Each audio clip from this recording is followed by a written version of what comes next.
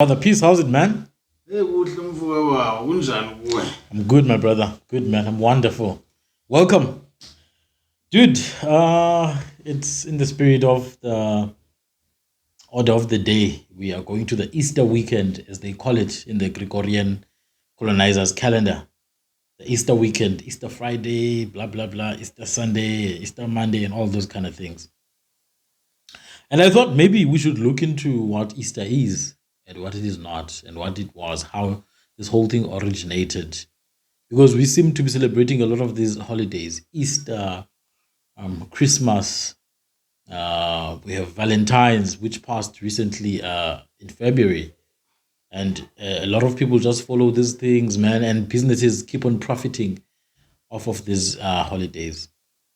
And when you look at our traditional holidays, they're not even holidays in this country. It's just days.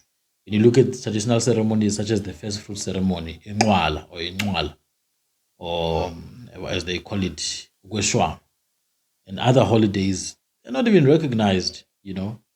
So let's look at Easter and maybe Christmas and Valentine's and all that. And their symbolism and why do we keep on observing these holidays? What are they about? So when you ask people what is Easter about, blah blah blah, they'll tell you it's the death and resurrection of someone, as they say it. Zeus. Exactly. They will tell you, no, it's the death and resurrection. But this thing has been there for thousands of years, my brother. It's not anyone's death and resurrection, for that matter. Maybe for the Christians or the Catholics, that's what they claim it is for. But then if you look at the tradition, it's very old, even including in the Israelite culture, in the biblical Israelite culture. They have something called Pesach, or in other dialects, Pascha, Pasik. Pesach means to pass over or to pass through. Hence, it's called the Passover.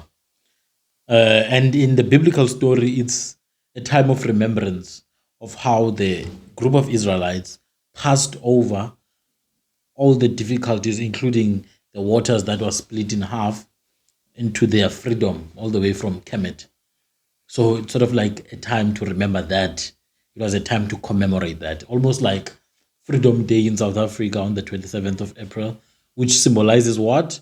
The day that people began voting, or Youth Day on the 16th of June, which symbolizes the day that the Afrikaner white supremacists killed innocent black students in this country fighting for freedom. So Pascha or Pesach, in that sense, is a remembrance of that.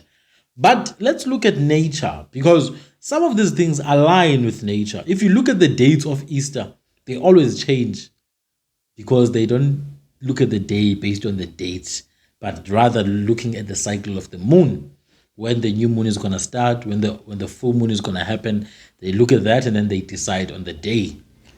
Now think about this. In this world, we have elements that we live with. It's the sun, it's the moon, it's the soil or the earth, it's the water, we have fire, we have wind, we have the stars, and many others. And these elements of nature, they tend to follow certain cycles. For example, the sun. The sun moves from the east, or what we call the east, to the west. Obviously, modern science is going to tell you that it's the earth that's moving. That's a discussion for another day. But you see the sun rising from the east and it sets on the west, right? That's why we call the east Mpuma Langa, where the sun comes out. Ntshona Langa, where the sun sets. And if you stay in one location, and you observe the sun from that location for 365 days, you start today and you observe the sun, you take the same picture every day for 365 days, you will notice something, that the sun will move in a shape. It's called I forgot the name, but it's like an infinity symbol showing the cycle of the sun. Even the moon has its own cycle as well. It's not staying in one level. No. It's like infinite, literally forms the infinity shape. Yes. But then that's not the point, is that the sun has its own cycles. The moon has its own cycles, right? Even the stars are moving around the northern star. around Polaris. Yeah, the stars are moving. Some constellations they even move every 2,160 years. We call them ages. People name them. They call these stars. They give them names like Cancer, Capricorn, Sagittarius, Aries, Pisces. You see, they give them names, but then when you look at them, it's just a formation of stars. When you observe the sun during the day at noon, if you were able to trace what star pattern the sun is literally shining, it's underneath. That's what we would call the age of this particular star constellation. For example, we are right now in the age of Aquarius, right? Or even the tropics. You have the Tropic of Cancer and the Tropic of Capricorn. But then they've changed now. It's not the Tropic of Cancer and Capricorn. It's Aquarius and the corresponding constellation. That's a very, very, very, very, very, very rough description of this. It's a very deep subject that would take days to explain. But I'm just explaining that even stars, they've got their own, they're organized in a certain way. Even water, man. Water has a particular flow. Currents flow in a particular direction. And some are saltier than others. Some waters are saltier than others, which we call salinity. Some water are denser than others, which we call water density. That's why if you look at the Atlantic Ocean and the Indian Ocean, they don't mix. You see there by the Cape Point in Cape Town, those two waters actually do not mix. You see, they don't mix, man. When the Indian Ocean and the Atlantic Ocean meet, I think that's where the two oceans, whole concept of two oceans aquarium and all that, they don't mix because water has a particular flow. The Atlantic Ocean flows downwards on the east coast of no. It flows downwards on the west coast of Africa, which we have the current called the Benguela current. Whereas the Indian Ocean has That's why they called this the cancer. the slave trade transatlantic because it was transportation via the Atlantic. You see, beyond the Atlantic because trans means beyond. So even the Indian Ocean now, it has its own current on the east coast of South Africa. We used to call it the Mozambique current. And I want to stick to that name, Mozambique current, because they've changed it now to the Indian current. It's the Mozambique current, Baba. Everything is India to them. Exactly. Even Americans are Indians. But and we can talk about the water and the currents. We even have the Atlantic circumpolar current, which is fed water from the ice of Antarctica. Antarctica circumpolar current. So you have the Atlantic Benguela current, you have the Indian current or the Mozambique current, then you have Antarctica circumpolar current. All of them are meeting down in Cape Town. That's why Cape Town is so much rich sea life. It's very rich aquatically. There's everything, man, in the ocean of Cape Town because you have warm water, you have cold water, you have icy water or icy what. They all meet there. Even the cold fronts, they start in Cape Town, they go all the way up. But everything in nature has its own cycle. And so is the earth. The earth goes through a cycle. We call it summer. We call it winter. We call it spring. And we call it autumn. And these cycles, ancient peoples, they used to give them names and personalities. I'll give you an example. Winter. Winter, if it would be a person, it would be symbolized by anger. It would be symbolized by violence. But it would be symbolized by death as well. Because in winter, a lot of plants are dead. You see, a lot of crops are dead. Animals are hiding themselves. You have to slaughter in winter so that you can get the blankets from the hide of the animals. So it would be a time of death. And now ancient civilization used to give these times and elements and cycles of nature personalities. And therefore the god of winter or the god of death would be called a particular name. But when you research the name, no, this is winter, man. And then summer would be called another name. Exact same thing you observe in these old civilizations. So are you saying, my brother, that we are out of tune? We are 100% out of tune from what was. We think we know, but we actually don't. I will give you an example. In the cycle of the moon and the sun, there's something we call solstices. And there's something we call equinoxes. Solstice comes from the Latin word which means pertaining to a turn. It's about to turn, right? Solstice, about to turn. How? So in the cycle of the sun, as the sun moves from the equator, it points directly from the equator down to the Capricorn, the Tropic of Capricorn, which is 23.5 degrees below the equator. That's where in the southern hemisphere of Earth, we have what we call summer, because the sun has turned downwards to our side, pertaining to a turn. And at the furthest point that the sun reaches away from the equator, at the Tropic of Capricorn, as they call it, that's where we experience the summer solstice in the southern hemisphere, because on that day, that's the furthest the sun will ever go away from the equator. But also on that day, that's the longest a day will take. Meaning that on that day, the sun overcomes the what? The moon. Or rather, day overcomes the what? The night. What do we have? The summer solstice. How do we celebrate it? We call it Christmas, because the sun is born on that day. But apparently, it's a northern thingy from the Western people. They used to celebrate winter. That's It's why for them. I'm going there. Yeah. For them, it's winter. For us, it's summer in the southern It's hemisphere. not our thing anyway. It's yes. So for them, it's winter. That's why now in Christmas, Father Christmas dresses in what fashion? In winter clothing. Yes, because for them it's a winter solstice, which means. And even here, you get Santa wearing those winter in summer.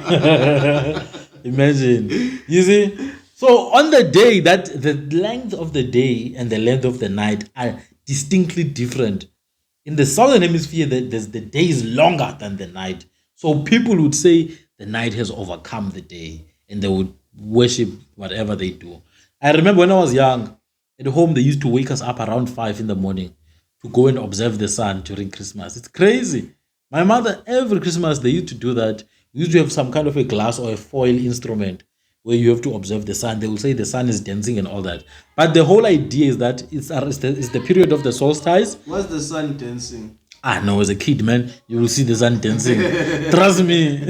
But apparently, they say if you look through some other telescopes, you will see the stars and everything. No. It's energy. You see, because there's this energy being emitted from it's those. Like some kind of electricity trapped in one. In a yes. Like so a it's jellyfish or something. Yeah, it's like in a liquid form, which is the firmament. So you could see some movement. I totally agree. I saw it when I was young. But then in the northern hemisphere now, it's winter. They even have snow, man. That's why Santa Claus or Saint Niklaus, which means Saint Nicholas, that's why he's wearing like that. He's wearing winter clothing with a pious hat. Now I will tell you about the clothing and where it comes from. He's wearing that clothing, red and white, pious hat, and he's carrying a bag. Now it is said that Saint Niklaus, right, who was a Christian bishop from Eastern Europe, or he's being he's not alone actually. Yeah. He's with the demon. He has a demon. Krampus. Man. Krampus. Yes, Krampus, a demon called Krampus. And in some instances, that demon was changed into a black man to mock the black rulers of Europe, the Moors and the black Jews who were in Europe. He is a black man, and Santa is the white one who rewards everyone. Yes. This black guy comes and punishes everyone. He actually is the one who's grabbing the kids and putting them in the bag. Every naughty kid. In fact, the black guy, the black guy is the one who should be carrying the bag. Original. You see, he's the one who must grab the children, the white children, and put them in the bag. But I think, you see, the white people, because they are so resentful, they are remembering what used to happen back in Europe when blacks used to sell whites.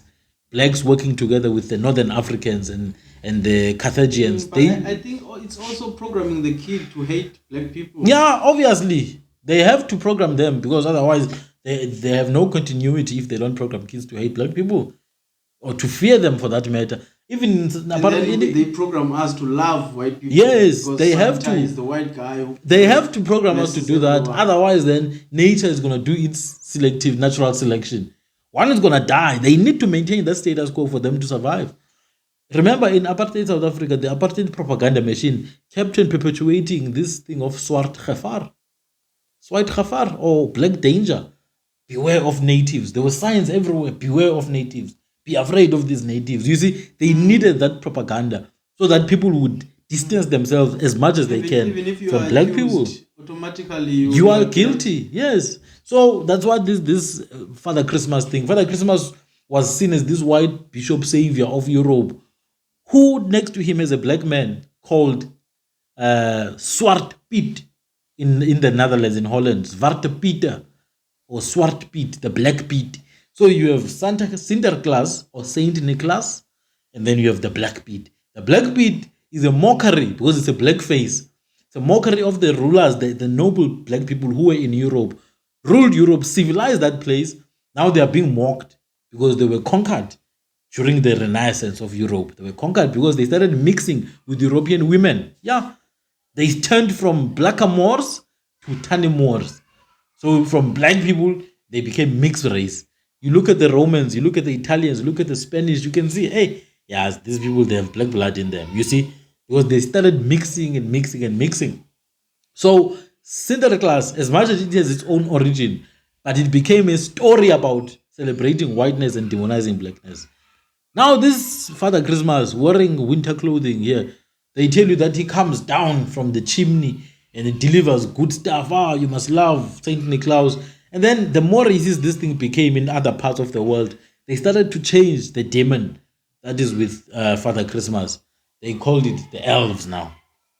The elves with those big ears. Even the elves themselves, actually, many a times symbolizing the short apparently pygmies who were in Europe. They say the process of Santa Claus, like going into the chimney and coming out, represents that term they call Christ consciousness. Oh yeah. So like when you there's this fluid that goes through your spine. Yeah. So yeah, when it goes down, and then if you don't have sex for a long time or things like that, then it transcends up. Yeah. To the 33rd vertebrate. I see what you're talking about.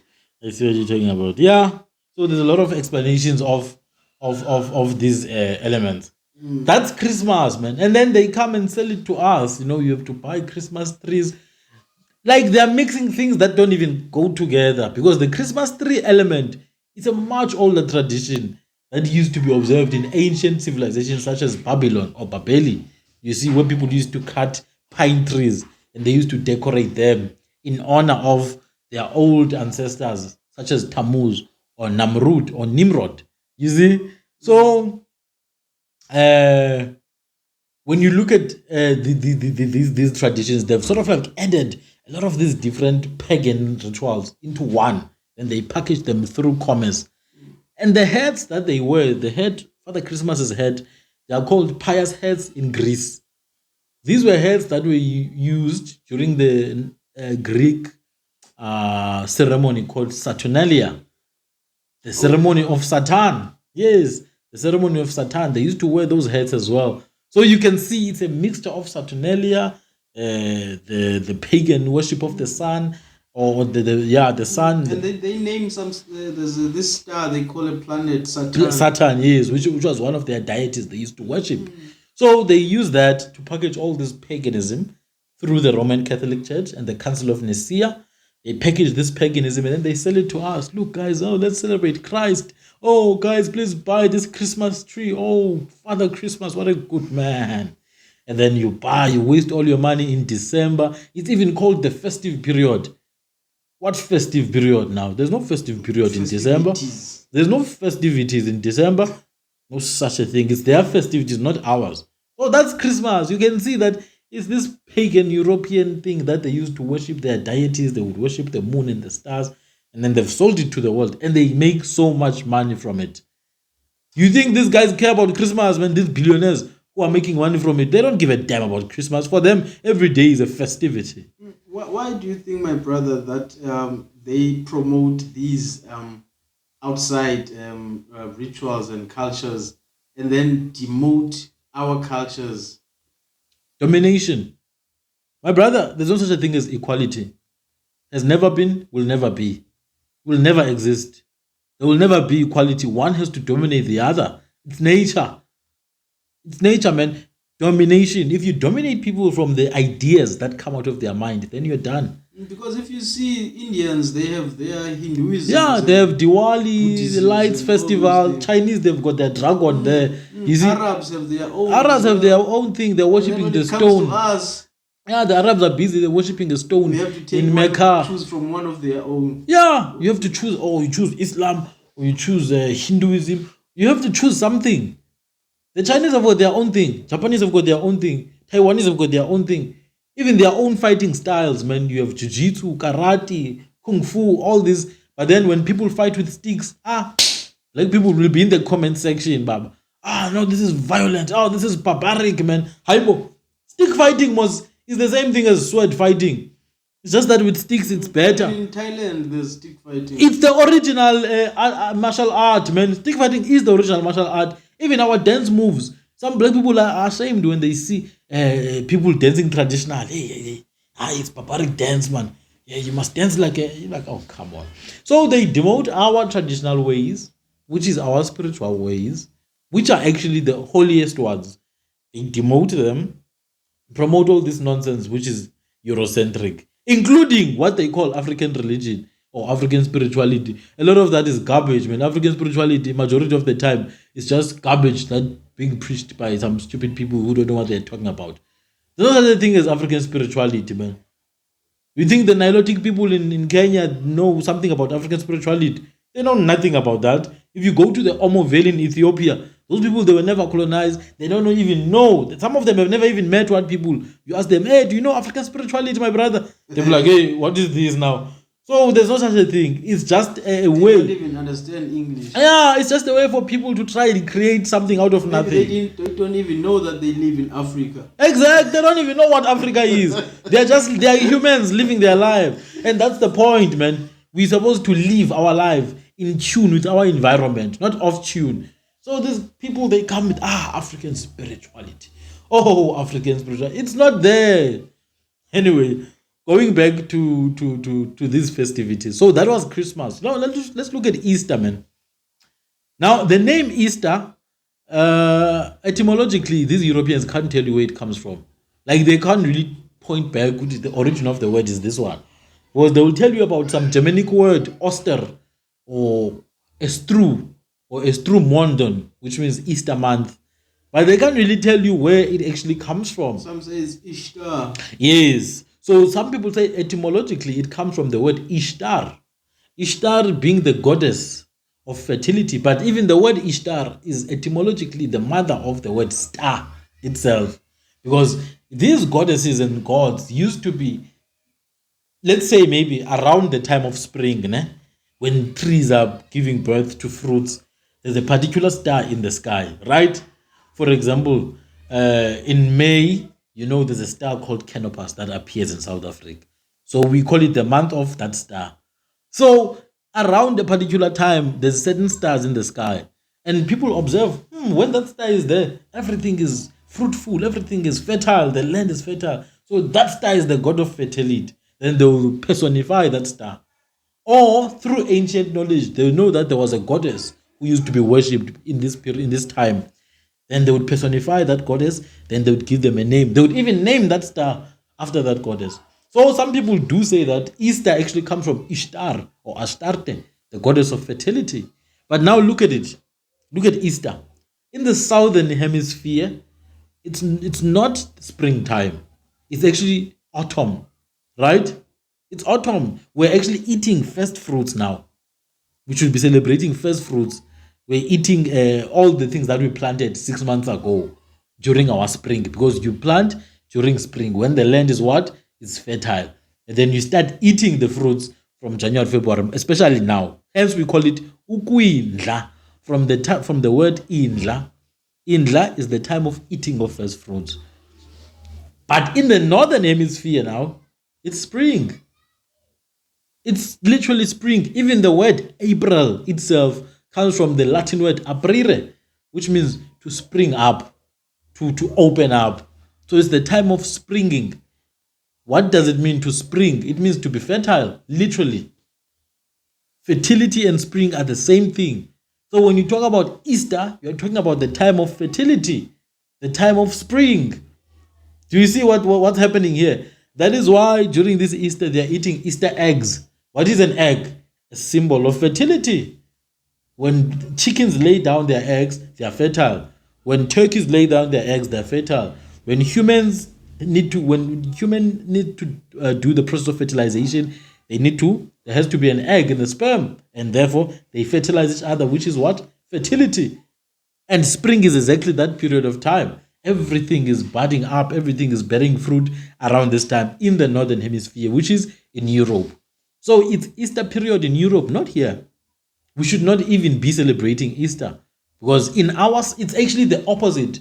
How is that linked to the Bible now? Like you're saying, they're celebrating fertility. No, I already explained the Bible. The Bible. Now they come and say this is the resurrection and No. The Bible, in the Bible, there's no Easter, man. There never was. There never will be. They have Pesach, which has nothing to do with Easter. Pesach. That's what we call it here in South Africa. We call it Passover. But then you celebrate Easter. So calling it Passover but still celebrating and buying Easter eggs, it means nothing. In the Bible, there's Pesach, which means to pass over, pass through the journey after Egypt. That's it. It has nothing to do with Easter. This thing of Easter and fertility. Does it mean passing through the journey, or does it mean that process when they had to paint their houses, what you call those posts? To put blood on the post of their houses. So that the angel, when they sees that blood, it will pass over. Yeah, you can say that as well. But it's a remembrance of that time in Egypt, man. When they left Egypt. That's the biblical explanation of Easter. There's no Easter, man. Of Pesach, you see. To pass over. Yes. So if you can call it Passover, then we can explain it from that perspective, which is completely a different story.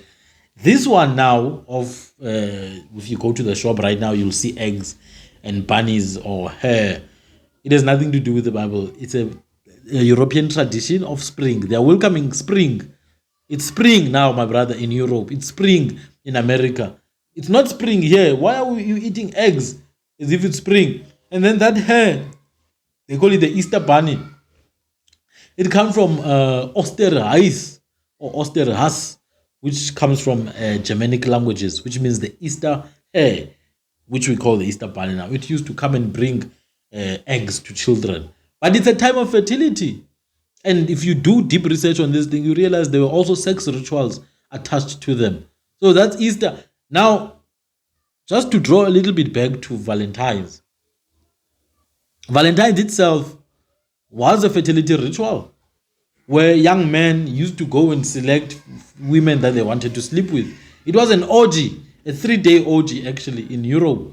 These people used to come together. They had strips of leather or dog skin where they used to punish these women. Meat. Yeah, even dog meat. Yeah. They would beat these women up and beat them. And then when this ceremony started, they would come together, select, I'm going to sleep with that one. I'm going to sleep with that one. They would sleep together, have sex, beat these women up.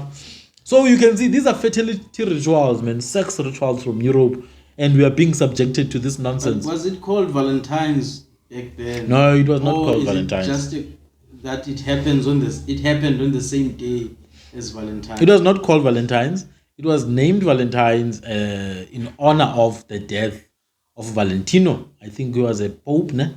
I'm not sure. I forgot now. But I mentioned it in another video during Valentine's time. It was named in his honor, Saint Valentino. Just like the months were named in the honor of these Romans.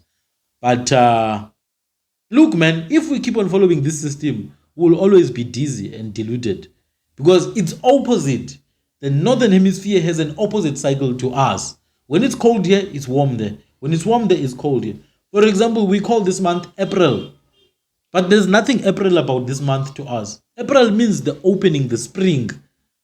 Do we have spring here? We don't have spring here. We have the time where plants are withering. That's why the Xhosa people call it uchaza imbuzi. Imbuzi are pumpkins. Ukuchaza is to wither, to be frostbitten. So the pumpkin plant are being frostbitten. They are withering away around this month. That's why the Xhosa people named it that. You see, March, ukuindla. the time of eating the first fruits. Or some people call it umbaso, which means the time of setting the fire. Why setting the fire in March? So that you can eat the corn and the mealies that you planted last year. February, undasazela. January, inhlolanja, which means the time of testing the dogs if they are pregnant or not. But the Xhosa, they call it umqungu, which is grass, umdumba, which is budding, the budding of plants. So it's opposite systems. You can't be using that European Northern Hemisphere system here. Otherwise, we'll continue being confused about everything because even the words we use are off tune with our system. Now, Valentines, Christmas, and Easter, if you look at them, all of them, there's a very strong pagan origin. And this pagan origin doesn't apply here. Even if you can try to justify it, it just doesn't apply. Look at Father Christmas wearing winter clothes in a hot summer in South Africa. You see, like, it doesn't make any sense. Look at we celebrating a spring festival in autumn in South Africa. It goes back to the days of the month, the days of the week, and the names of the months. We were beaten in war, my brother. We were beaten in war, So and then we we're were gonna do beaten what they are spiritual. doing. Yes, We can't do our own thing. exactly. Look at what we call Sunday, the day of the sun. We are the tail, not the head. Moon Day, which is Monday. The day of TU, Tuesday. The day of Warden, Wednesday. The day of Thor, Thursday. The day of Freya, Friday. The day of Saturn, Saturday. But then who's Saturn? Who's Freya now? Who's Warden? These things don't exist to us. We call these days by the number of the day. Always mean second, always start to third. Same thing that was done in Babylon by Nimrod. Yes, To Daniel. to Daniel, yeah, man, like colonizing people and taking away their identity, forcing them to follow your system. Yeah, but That's these how you guys, conquer. Nebuchadnezzar and all of these guys, they did these things to people, changing their languages and stuff like that. That's how you conquer people, by forcing them to follow what you are. Look at the days of the months, the names of the months, man. They don't explain our reality. January, Janus. It's the god of the gates, the god of the past and the future. That's why our people are busy writing resolutions there. Hey, reflecting on the previous year, starting the new year. But to us, it's not a new year, most January. New year is a natural cycle when the earth starts afresh, which means when the earth resurrects in spring. That's the new year. There's no other new year other than that. The second new year, which is now, because there's a civil new year and then there's the lunar new year, would be now 6 months later in this one. They call it April Fool's Day. The beginning of the civil year, because you can have two. In ancient civilizations, they used to have two, the one for the southern hemisphere and the one for the northern hemisphere, which is 6 months apart. Other than that, January, what is this? The day of Janus. February, the day of February. March, the day of Mars. April, which means spring. May, Maya, the godmother. June, the day of Junos. July, the day of Julius Caesar. August, the day of Augustus. These are emperors of Rome, man. And then September, October, November, and December are the only months with real names. Because Sept means 7, the 7th month. But then, is September the 7th month? It's not. In the Gregorian calendar, it's the 9th month. July is the 7th. Exactly. In the Gregorian calendar, September is the 9th month. But then the name means 7th month. Like, there's too much delusion, man. Everything is upside down. And people, when you start raising these questions, they're not even interested. And they wonder why everything doesn't make sense for them. You need to start to see the world for what it is. Gain understanding. And gain understanding and seek wisdom. You can't call September the 9th month, but the word sept is ipeto. 7, the end of the cycle. In the northern hemisphere. In the southern hemisphere, it's the beginning of the cycle. Because remember, it's opposites. It's opposites. Just like any magnetic field, it has two polar ends. Opposites, negative and positive, attracting each other. The earth is magnetic, my brother. Just like the sky is electric with the ether. Hence, we are electromagnetic beings. You can't try and do the opposite. The cycle is there for a reason. The northern hemisphere has its own way. The southern hemisphere has its own way. And these are two sides that are working together, should be working together. But then the guys from the northern hemisphere, they were like, let's go and change everything for them to be off tune. You're off tune, you're confused, you're looking for solutions, you're looking for answers. That's why 1 year you believe this, 2 years later you believe something different, 3 years later you believe something different, because there is no stability. So now September is 7th. Oct means 8. Oct is 8. Just like in shapes in mathematics, when you're drawing an octagon, octagon is a shape with 8 sides or 8 corners.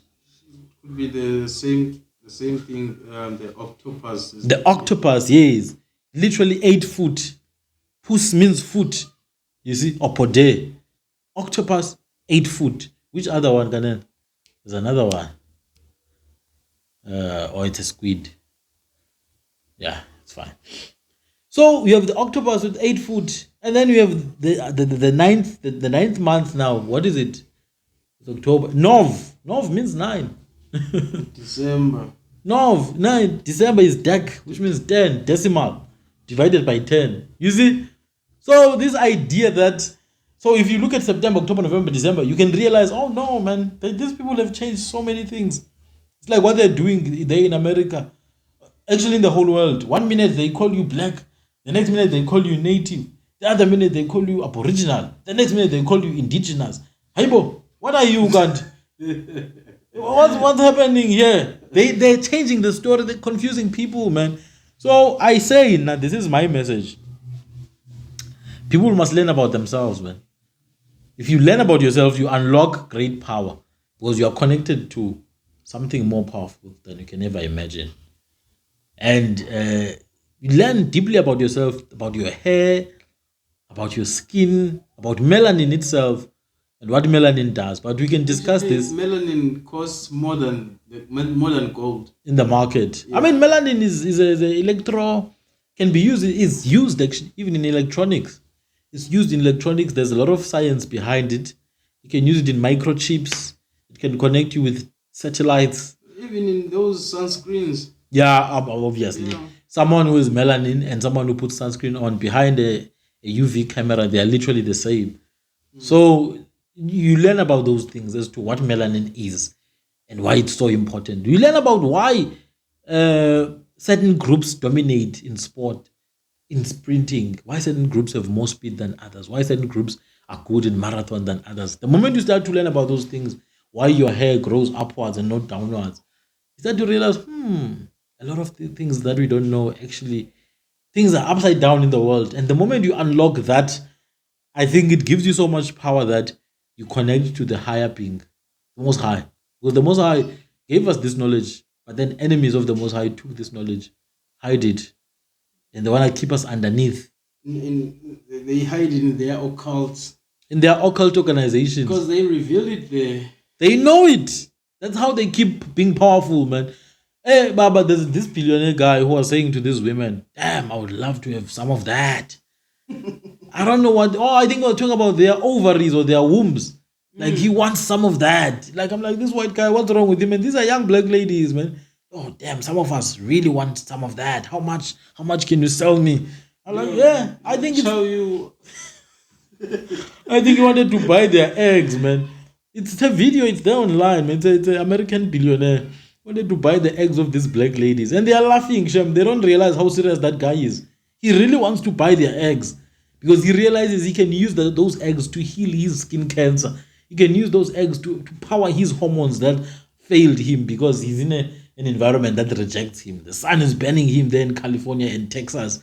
He needs that power from that woman's fetuses and those women's wombs. They don't realize that. And that's the sad part, that when you reveal such knowledge, people think you're crazy. People think you are weird. And I think we can continue with this beautiful topic in the next video. Peace.